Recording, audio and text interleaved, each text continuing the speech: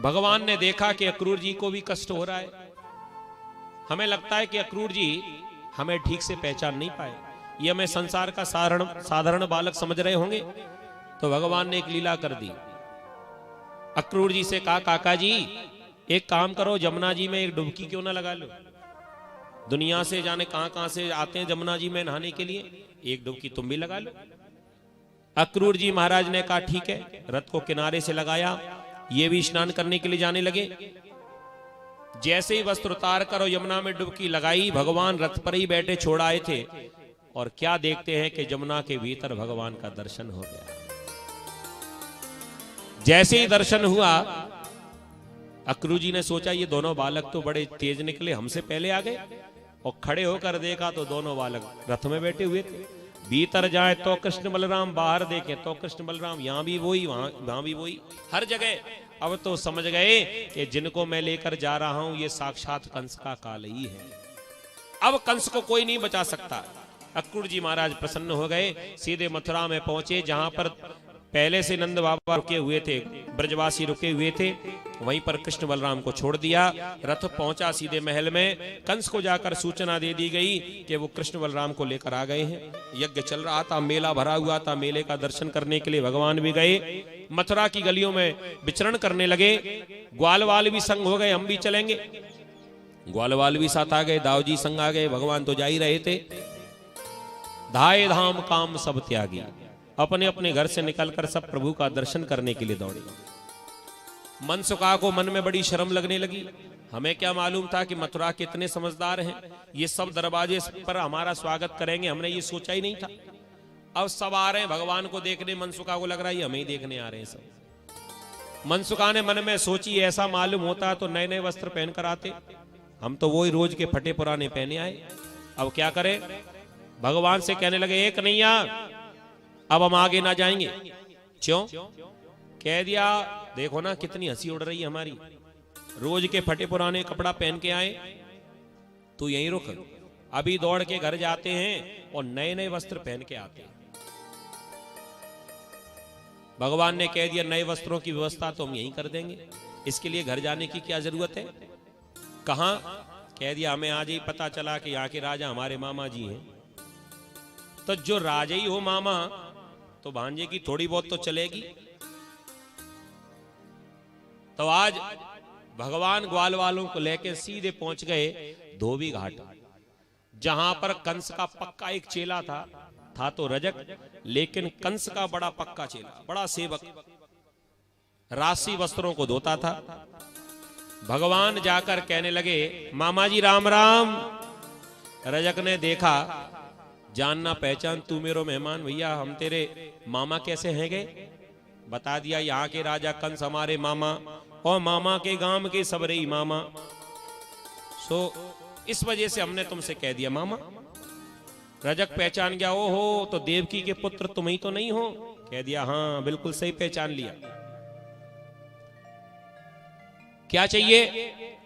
कह दिया, ये हमारे मित्र हैं सब, और जल्दबाजी में अपने रोज के वस्त्र पहन कर आए। जो इनके नए नए वस्त्र रखे थे वो वस्त्र ये पहनना भूल गए, और हमें मामा जी से मिलने जाना है, ये भी संग जाएंगे।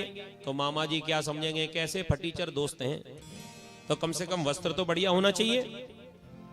तो आप एक काम करो मामा जी, अपने वस्त्र जो नए नए वस्त्र हैं ये हमें दे दो, हम अपने मित्रों को पहनाएंगे, मामा जी से मिलवा देंगे, जब वापस लौटेंगे तुम्हें तुम्हारे वापस कर जाएंगे। भैया अधिकारी को जितना करंट नहीं होता जितना उसके पीए को होता है। तो कंस तो था ही दुष्ट, लेकिन इसका जो सेवक था ये और ज्यादा। जैसे ही भगवान ने वस्त्र मांगे, अब तो नाराज हो गया। नाराज होकर कहने लगा, अच्छा ईदृशा ने वासांसी नित्यम गिरवरे चरा, गायों के पीछे डोलने वाले ग्वाले गमार कहीं के। तुमने कभी देखे ऐसे वस्त्र? जो वस्त्र पहनना जानते ग्वाले गमार कहीं के, भागो यहां से। भगवान कहने लगे, अरे मामा जी नाराज काहे को होते हो, दे दो ना। वस्त्र तो उठाए नहीं, वस्त्र को धोने वाली मोंगरी उठाई। भागते हो क्या नहीं भागते? भगवान ने कहा, तुम अभी तक नहीं सुधरे, चलो कोई बात नहीं, एक पुराना हिसाब है उसे आज ही क्लियर किए देता हूं। ये रजक कौन है? ये रजक वही रजक है त्रेता का, जिसके कहने से अयोध्या में रहता था, जिसके कहने से राम जी ने जानकी जी को वन में भेजा था, तो तब तो मर्यादा पुरुषोत्तम कुछ कर नहीं पाए।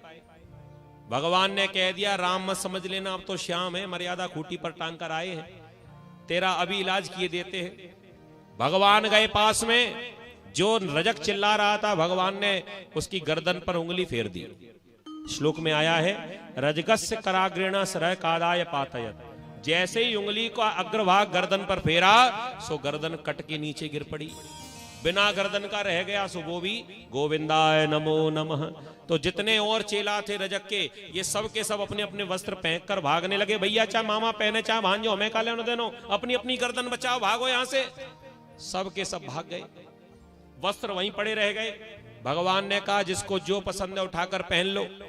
अब भैया छोटे छोटे ग्वाल बाल कहां, बड़े बड़े राक्षस, इनके कुर्ता कहां बनेंगे, लेकिन पहनने से मतलब, सो भैया एक कुर्ता में दो दो ग्वाल बाल घुस गए, बड़े बड़े और ढीले ढाले वस्त्र पहन के जो ही मथुरा की गलियों में चले सो पूरे गलियों की सफाई भी होती जा रही है। आधे पहने आधे पीछे चले आ रहे। भगवान ने देखा कि ये क्या हो रहा है। मनसुका से पूछी, चौरे मनसुका वस्त्रों की कमी थोड़ी है, अरे बहुत सारे पड़े उठा के तू अलग पहने, एक ही कुर्ता में काय को घुस रहा है जबरदस्ती। मनसुका कहवे लोगो भैया क्या करूं, एक बनता नहीं है, सो जगह खाली थी सो हम भी या श्री दामा के संग में हम घुस गए। भगवान ने कह दिया या में गलो तो एक ही है, चाहे कितना बड़ा कुर्ता बना रहे लेकिन गले की जगह तो छोटी होती है, सिर तो एक ही निकलेगा, फिर क्या करोगे। मनसुका कहने लगा उसकी व्यवस्था हमने आपस में कर ली है, आधा घंटा मुंडी हम निकालेंगे, आधा घंटा ही। अब तो ढीले ढाले वस्त्र पहनकर कभी गिर जाएं कभी खड़े हो जाएं, पूरे गलियों की सफाई हो गई। मनसुका कहवे लगो भैया जाते तो पुरानी बढ़िया थी। भगवान ने कहा चलो आगे इनको भी कराते। आगे बढ़े सो एक दर्जी मिल गया। भगवान ने दर्जी को देखा, दर्जी आ गया, प्रणाम करने लगा।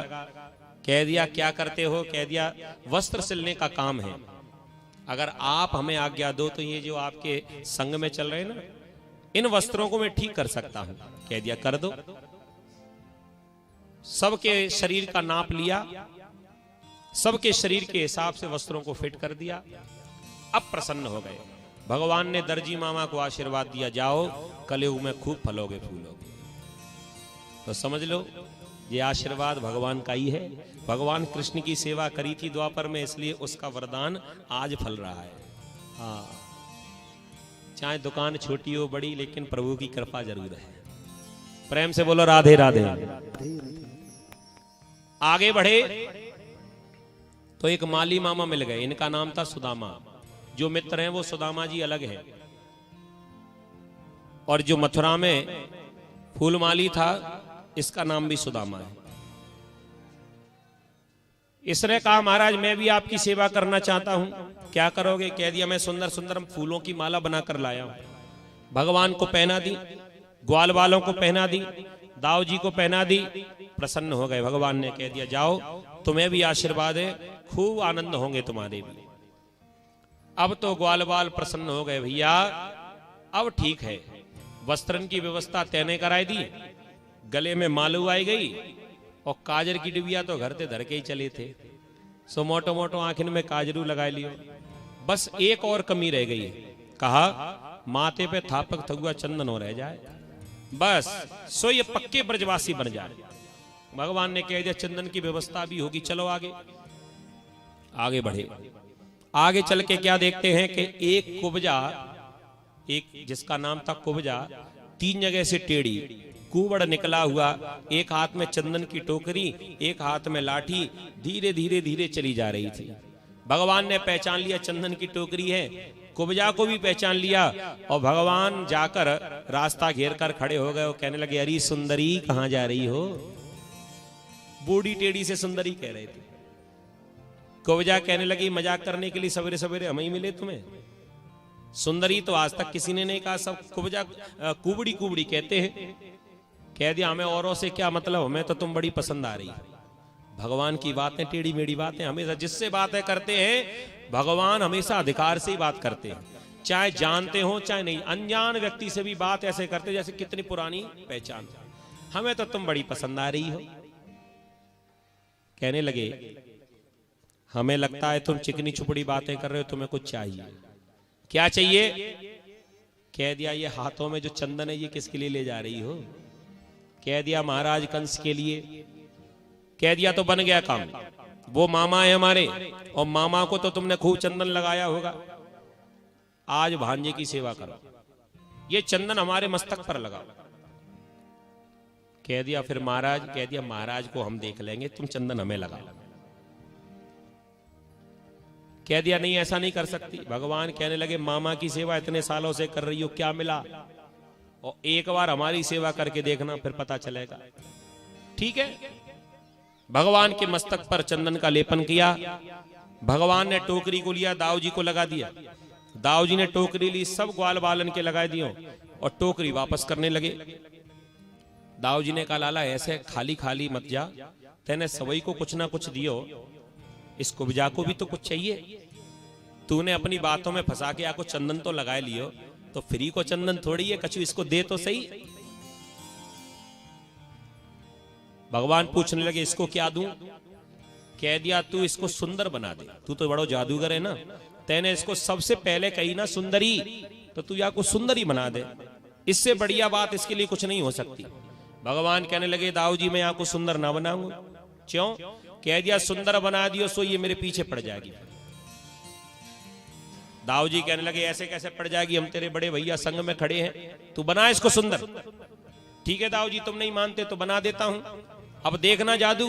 भगवान गए पास में, जो हाथ में लाठी लिए थी उस लाठी को हटा दिया, टोकरी थी टोकरी हटा दी, झुकी हुई खड़ी थी। भगवान ने कुब्जा के पैर के ऊपर अपना पैर रखा, एक हाथ इसकी कुबड़ से लगाया, दूसरा हाथ इसकी थोड़ी से लगाया, और भगवान ने ऐसो दियो झटका, कर दे सीधी सटका, और बाने पकड़ लियो कन्हैया को पटका। बोली कृष्ण कन्हैया लाल की। ऐसा चमत्कार दिखाया, सुंदर रूप प्रदान कर दिया, बिल्कुल स्वर्ग की अप्सरा की तरह सुंदर बना दी। जब सुंदर रूप मिल गया सो भगवान का पटका पकड़ लिया। महाराज अब मैं तुम्हें नहीं जाने दूंगी। भगवान ने दाऊ जी से कहा देख लो, हमने कहा था ना अभी हमें जाने नहीं देगी, हमें पकड़ लेगी, अब बचाओ हमें। दाऊ जी कहने लगे भैया तेरे आके बीच में मैं क्या बोलूं, मैं तो बड़ो हूं, तू अपने आप ही निपट ले, तू जान तेरो काम जान।